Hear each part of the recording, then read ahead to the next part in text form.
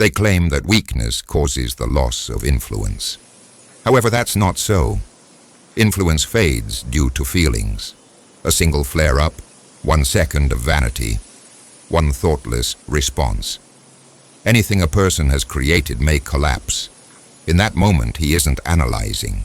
He's reacting. And the individual who reacts is subject to control. The world need not use shackles to imprison you these days. It simply makes you furious, makes you envious, convinces you to care excessively. That's the mechanism of present-day influence. Not with force, but by persuasion. The strongest intellect is not the biggest speaker or the bravest spirit. It sits quietly while chaos swallows up the rest. Machiavelli recognized this long before algorithms existed. He witnessed sovereigns lose realms over slights.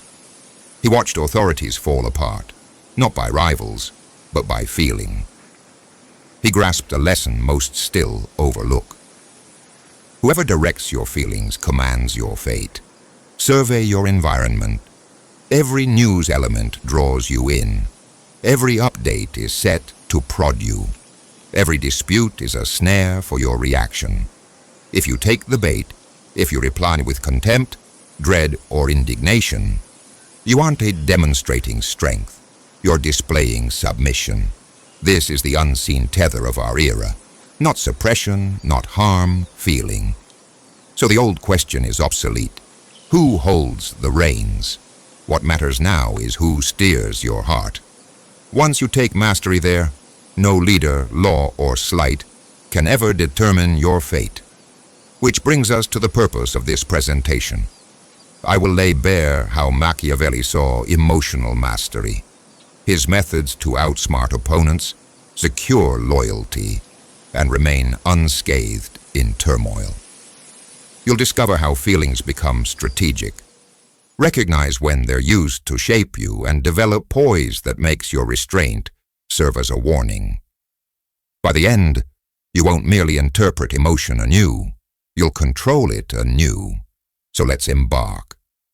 Somewhere along the journey, frailty started masquerading as genuineness. People confused confessing emotion for courageous revelation, as though airing each thought made them insightful, as though suffering equaled wisdom. Culture backed the mistake. Share your voice, they urged. Expose your wounds, they advised. Hidden within that script lies a secret, the call to make you readable, make you malleable. Feeling worship has crept in, and countless men honor it unknowingly. Scroll through your platforms. Every headline, every tale, every public figure delivers one lesson. Feel more. Feel anger. Feel compassion. Feel grief. Feel attachment. The system resists contemplation. It craves your impulse. A reflective mind rattles cages. But an impulsive one, it's lucrative, it's manageable, it's ready to be engineered. Modernity embraced a lesson the Renaissance lords already practiced. The simplest way to command crowds is through emotion. Armies aren't needed for dominion, just emotional turmoil. No bars for captivity, simply remorse. Instill pride in their emotions and persuade them those sentiments define identity, and they'll never doubt their invisible leash.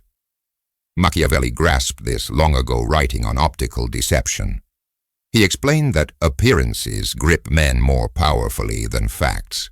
So, they need fantasy, not reality. Convincing logic is unnecessary, just emotion will suffice. Whoever molds emotions molds perception. So observe the landscape. You aren't being better informed. You're being shaped by emotional triggers. Major news stories are lures. Every dispute, a snare. Algorithms select every new anger you'll encounter for one reason. Not education, but control. You pay in focus, discipline, and personal power. Most men are mere tokens in this economy, mistaking instability for insight, reactivity for resilience. In reality, they've bartered freedom for comfort. You were told feelings grant humanity. Truthfully, they grant predictability. And predictability in a world rife with manipulation marks the first defeat. Strength blossoms not from expressing what arises, but decoding every urge and electing silence instead. If you wish to transcend the noise, begin right here. Cease responding, cease performing, stop confusing emotion with wisdom. The crowd worships emotion because those swept by it are enslaved. You won't be.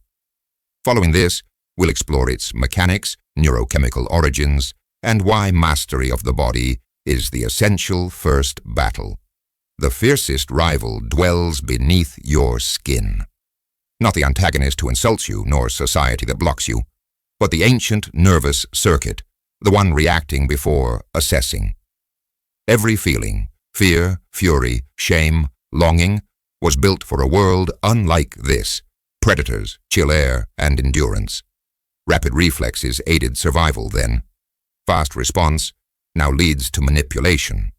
Your instincts are not adapted for manipulation games, but for self-preservation. So, when words, setbacks, or refusals threaten you, identical chemicals surge, once deployed for escaping wild beasts. Cortisol, adrenaline, the storm of fight or flight. Your jaw locks, heart races, vision sharpens, and as you gear up for action, clarity fades. That's what those who maneuver count on. No need to overwhelm you, just make you feel. Stir up the right chemical blend, and you self-destruct on their behalf. Speak impulsively, expose secrets, accept deals against your interest, apologize without guilt. Every expert manipulator uses this. Control the emotional state, control the individual.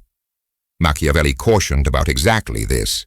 He declared, "A man who cannot govern his nature will be ruled by it." The clash is not external, but within. If biology rules you, you are no planner, only a puppet. Consider how emotion sidetracks command. Timidity brings hesitation, rage brings rashness, affection brings blindness, regret brings eagerness to please, vanity brings inattentiveness. Every feeling is merely a thread awaiting the hand of the cunning. Thus, Stoicism is precision, not cruelty. It's the discipline of noticing before acting. It's stating, "I feel something," but then asking, "Who profits if I show it?" That thought alone divides rulers from subjects. Research today affirms what Machiavelli enacted: dual systems in the brain. One impulsive and primitive, one methodical and strategic. Most reside in the former, but rulers and shapers live by the latter.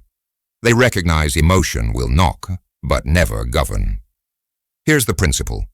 Emotion is force, but undirected force produces disorder. Instincts are inherent. Direct them as weapons. Fury sharpens resolve. Dread fuels awareness. Craving becomes ambition. Every emotion transforms. The feeble drown in impulse. The resilient sculpt it into planning. When next provoked, slighted, or challenged, notice. That surge is not strength. It's biology misleading you. Your opponent seldom attacks you. He provokes you to injure yourself. Master your chemical responses. Transcend ordinary reactions. Become the rare one, poised while others falter, discerning when others erupt, forged not by mere nature, but design. Authority develops here, in subduing inner hurricane, not others. No oppressor ever needed iron bonds when fear mobilized. No charmer ever required beauty. Attention sufficed, and no manipulator needed coercion, only control of what you feel. This is the reality. Society does not subdue you with brute strength. It overpowers you emotionally. Manipulators, ancient and contemporary, share a central truth. People are not driven by reason, but by feeling. Once emotion is triggered, outcomes can be led and belief shaped. This is why every empire and organization persist on emotional engineering. Goods aren't sold. They sell longing. They don't offer truth. They promote worry. Silence isn't forced. You're provoked into self-censorship. These methods are as old as ruling itself, reborn for today's world. Machiavelli said as much in The Prince. Men are moved by threat above promise. Modern methods refined the art. Every trend, every ideological feud runs on raw feeling. Fear, envy, ego, inclusion. See what happens? Fear brings compliance, anger brings distraction, regret brings submission, hope brings addiction to hope. The moment emotion runs wild, logic vanishes. That's when victory slips away. You think your motives are pure, but you've been navigated. You see yourself seeking justice, but you are an asset for their mechanism. You sense rebellion, but it was planned, tracked, and capitalized upon. The steady individual alarms manipulators. He grants no access. They provoke. He ignores. Tempt. He abstains. Insult. He remains inert. Their approach fails when its target opts for silence. In this landscape, restraint is resistance, killing the manipulator's energy source, your reaction. From politics to romance, to networks and friendships, the formula repeats. Manipulators survey your emotional weak points. What brings insecurity? What makes you noticed? What triggers unreason? Once mapped, argument ceases. Pressure replaces it. Detachment is not numbness. It's layer of protection. It's not lack of feeling, but refusal to bleed for ego. The manipulator's only real threat is indifference. When you stop displaying emotion, their grip evaporates. React less, hold steady, and they lose access. You can't out-debate a manipulator or feel harder. They thrive there. But patience and observation prevail. Their medium is emotion. Yours, poise.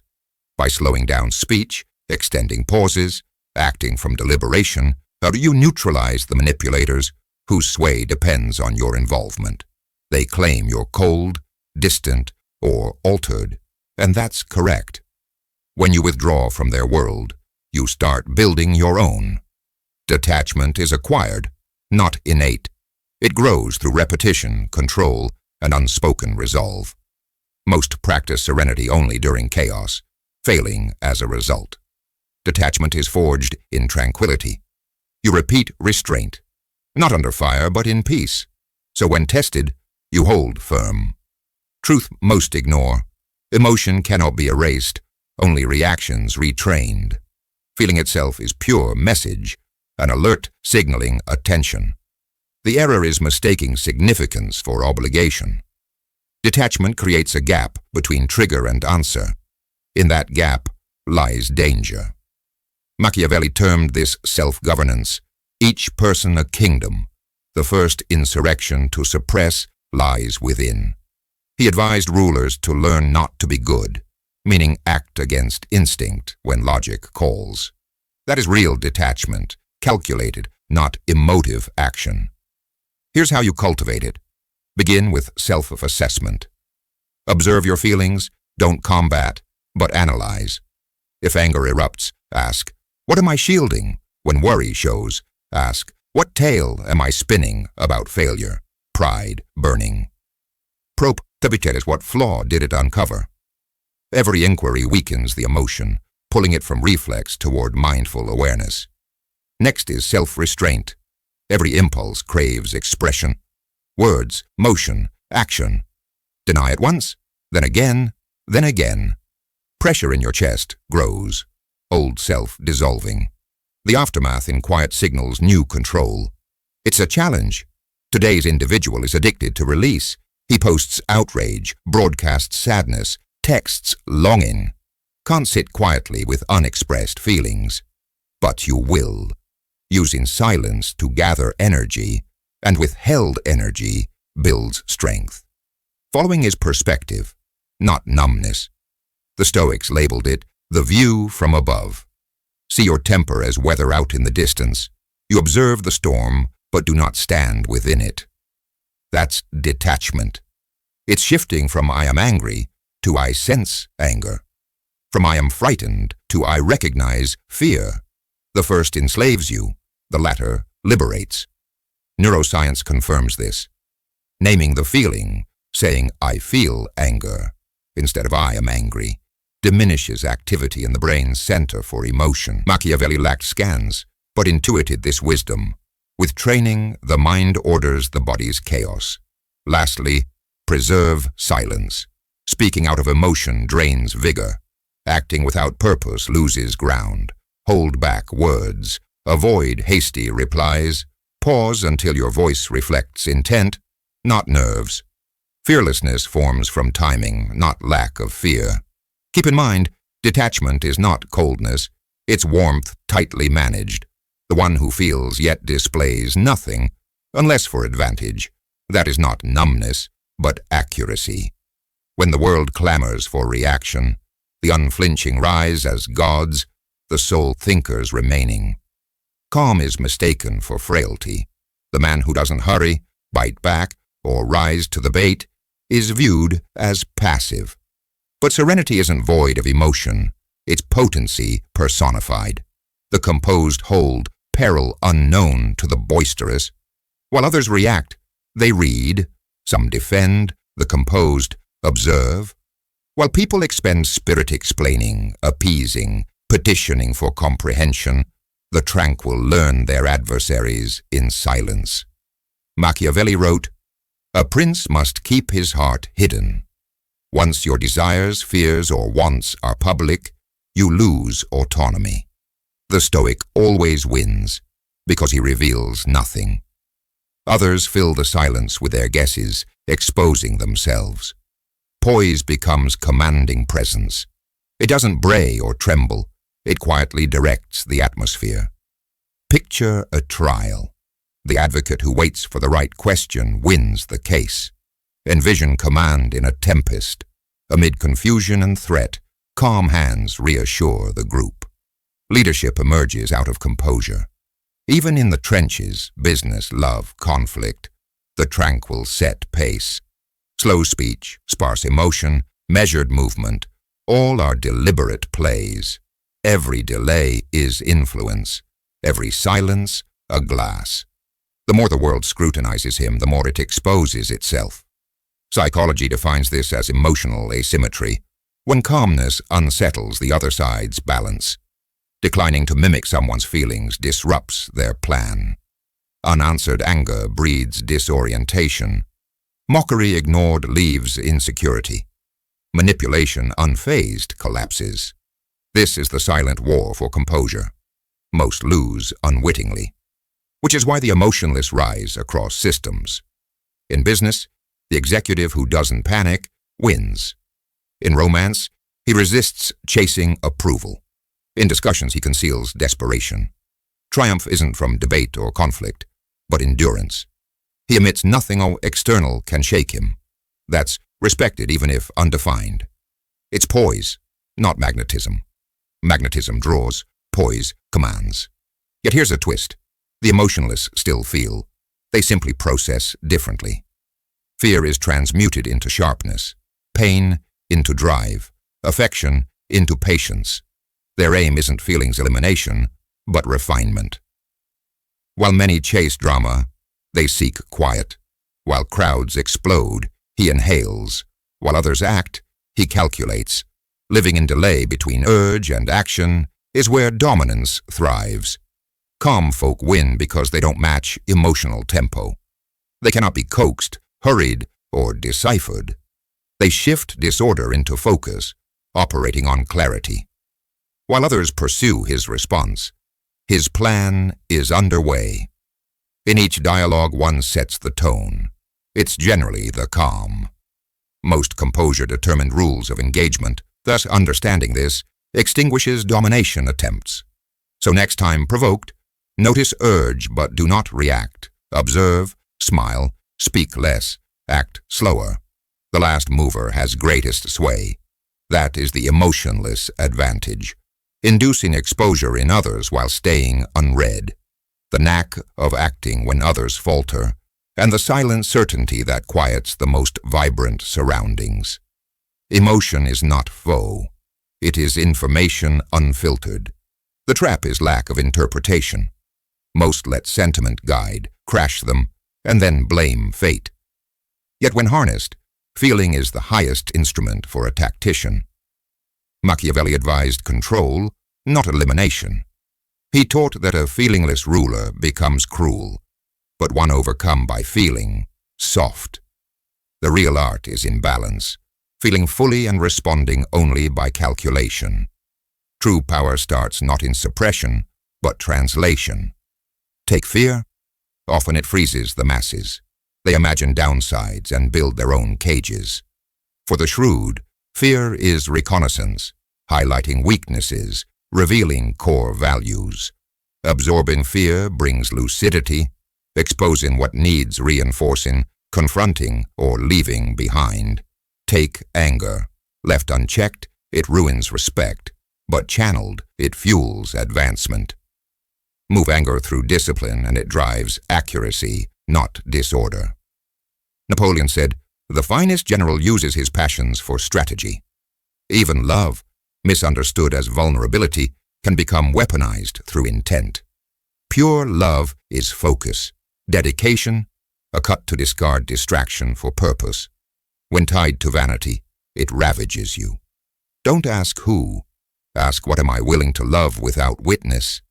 That is purpose-driven love, absent ego. Machiavelli's genius lies not in coldness, but depth. He embraced emotion with study. He witnessed men rise and fall, slaves to feeling. Predict emotion, predict behavior, master emotion, and you master destiny, yours and others. This is psychological warfare. Most reveal their state, voice, gaze, posture.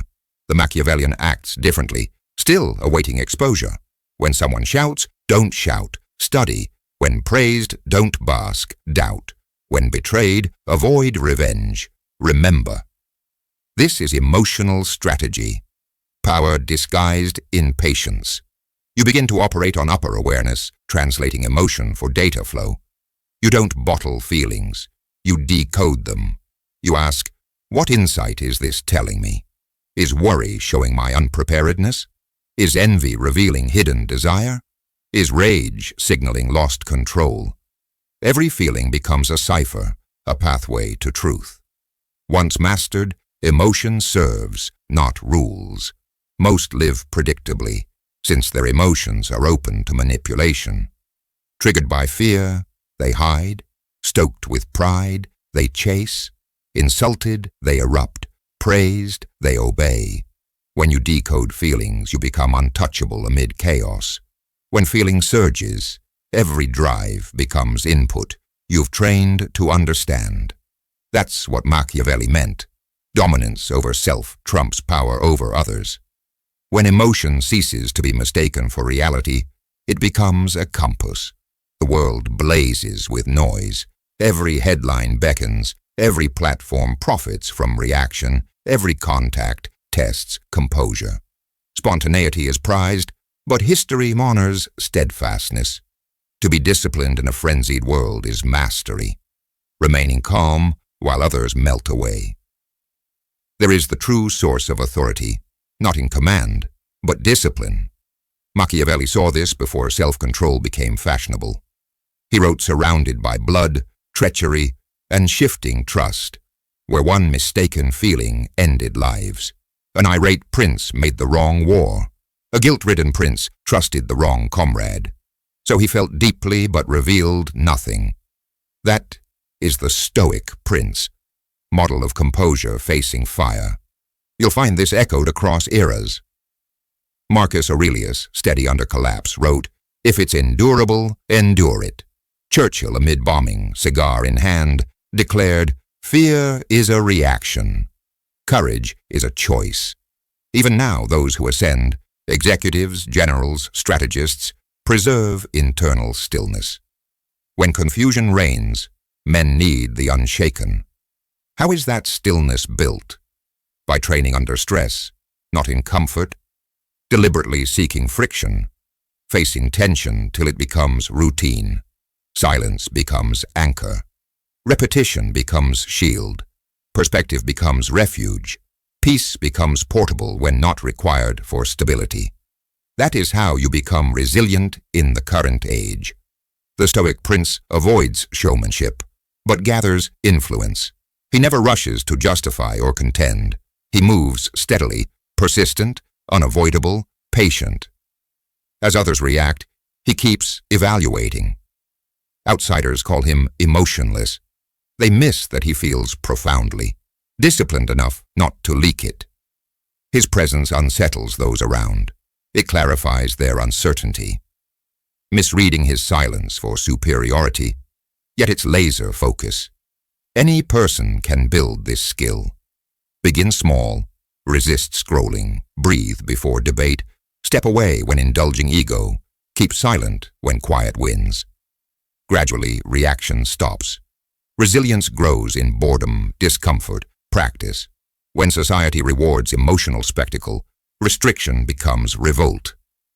Stoicism today is not archaic thought. It's strategic power. Mastered calm lets you win unseen battles in a provocation-driven world. You're no longer ruled by outrage, no longer follow distraction.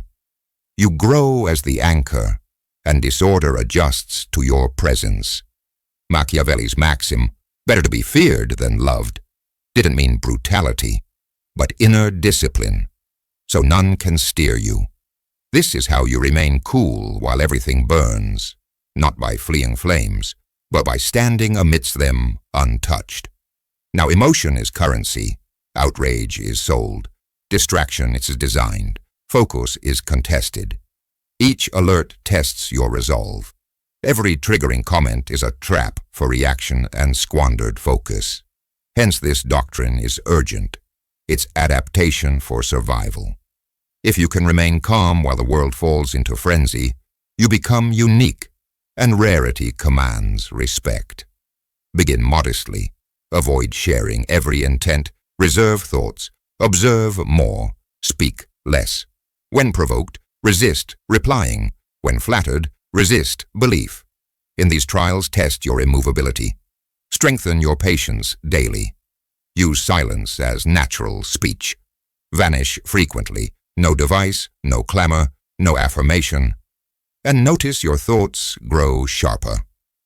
Once you learn to think with no audience, you cannot be stopped.